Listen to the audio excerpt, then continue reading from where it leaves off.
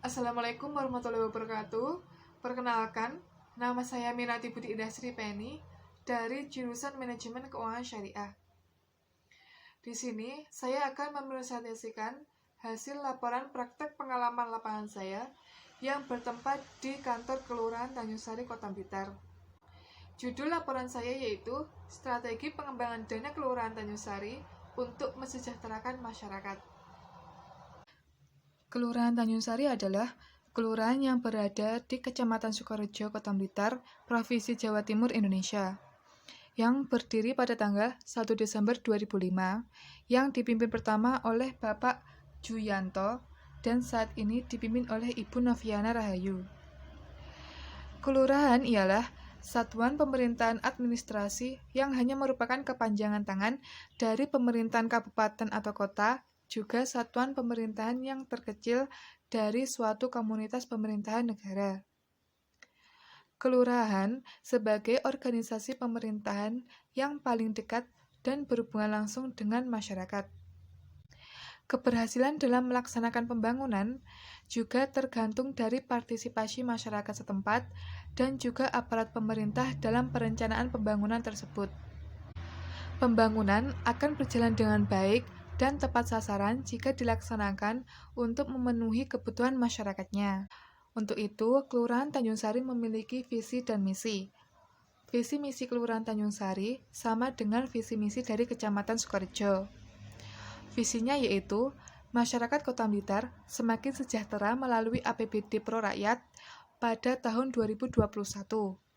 Untuk misinya yaitu mewujudkan visi melalui semboyan One for All for One, yang bermakna satu kesatuan, satu untuk semua, semua untuk satu, yang artinya bahwa Kota Blitar memberikan kesejahteraan kepada seluruh masyarakat dan di waktu yang bersamaan, seluruh masyarakat Kota Blitar berperan aktif dalam membangun Kota Blitar.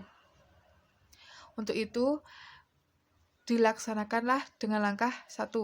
Meningkatkan aktualisasi nilai-nilai religius dalam kehidupan bermasyarakat. Yang kedua, meningkatkan kualitas sumber daya manusia yang cerdas dan berdaya saing tinggi. Yang ketiga, meningkatkan kemandirian ekonomi yang berorientasi pada industri pariwisata dan ekonomi kreatif yang berdaya saing dan berwawasan lingkungan. Yang keempat, meningkatkan derajat kesehatan masyarakat yang berbasis pada sistem pelayanan berkualitas dan partisipatif. Yang kelima, meningkatkan keharmonisan sosial dengan semangat rukun agawi sentosa.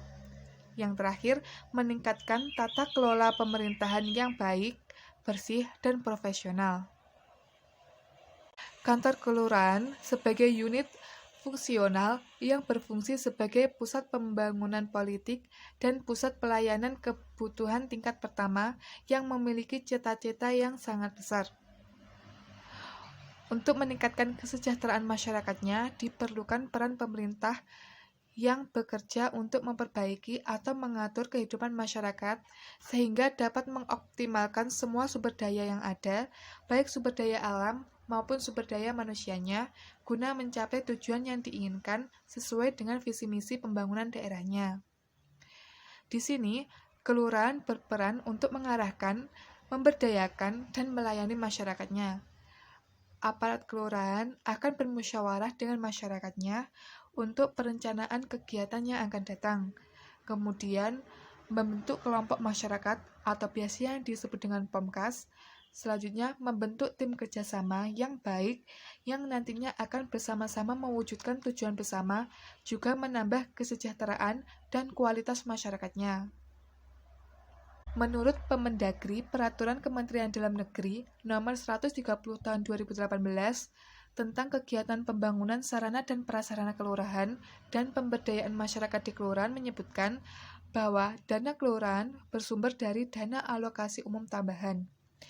Di Kelurahan Tanjung Sari ini, alokasi dana yang digunakan haruslah sesuai dengan Peraturan Wali Kota Blitar Nomor 12 Tahun 2020 tentang pelaksanaan kegiatan pembangunan sarana dan prasarana kelurahan dan pemberdayaan masyarakat kelurahan. Dana kelurahan dapat digunakan dalam bentuk fisik maupun non-fisik. Pembangunan fisik tersebut berupa pengadaan, pembangunan, dan pengembangan dan pemeliharaan sarana-prasarana kesehatan, pendidikan, dan kebudayaan, transportasi, dan lingkungan pemukiman.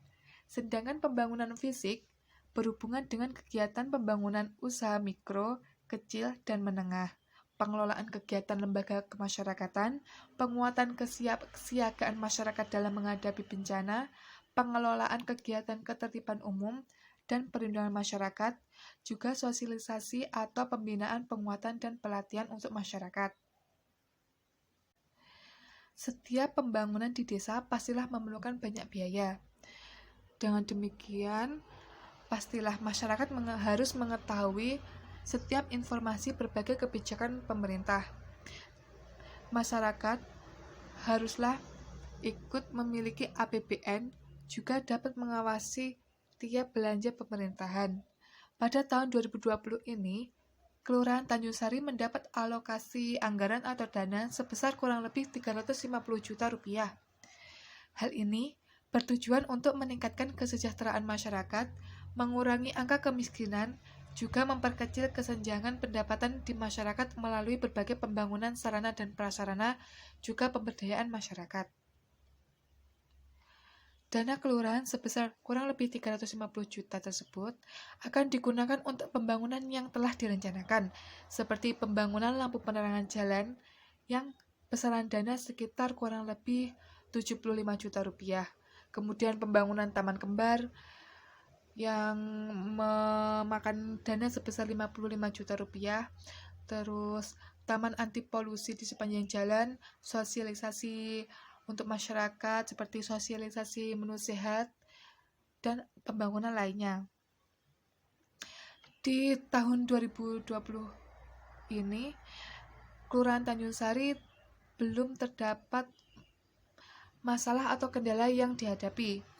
Meskipun pelaksanaan kegiatannya tidak sesuai dengan rencana, misalnya untuk sosialisasi masyarakat, karena pandemi COVID-19 ini kegiatan tersebut tidak dapat maksimal karena dilarang untuk mengumpulkan masyarakat dalam jumlah yang banyak. Untuk itu, solusi strategis yang harus dilakukan yaitu dengan memanfaatkan teknologi yang ada, teknologi IT atau menggunakan aplikasi Zoom, sehingga masyarakat tetap ikut serta dalam kegiatan sosialisasi tersebut di rumahnya masing-masing. Nah, demikianlah presentasi laporan PPL yang saya dapat sampaikan. Jika ada kurang lebihnya saya mohon maaf. Wassalamualaikum warahmatullahi wabarakatuh.